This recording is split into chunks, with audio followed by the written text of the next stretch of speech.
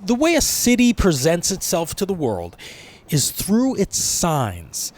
Once you pass the Welcome to Mayfield, Kentucky sign...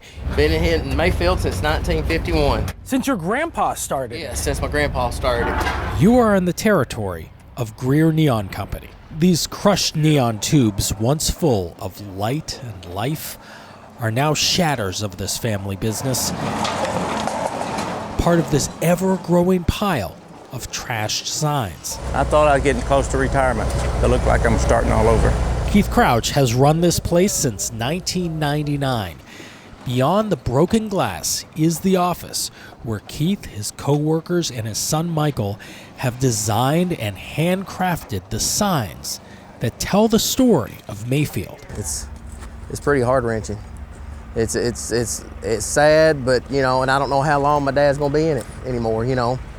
So he's turned 69 last 2 weeks ago, so he might work till 75, 80, and then turn it over. I don't know, you know. Your son over there told us that he's gonna keep the business going.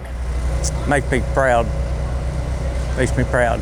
All along the storm's path are countless family-owned businesses that are now closed indefinitely.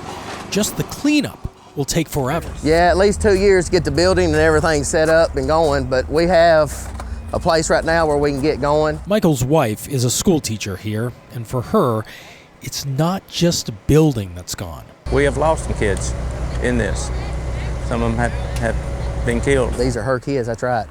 And she's cried on my shoulder several nights and stayed up late trying to find some of the kids and trying to get them to places where they need to be. As she helps over at the school, Michael has been sifting through the pile to see if anything's worth salvaging. We walked around all this pile right here, and the flag, it was just miraculously laying right in there. Over here in the pile, we just grabbed it and hung it up, and, you know, we're here to survive.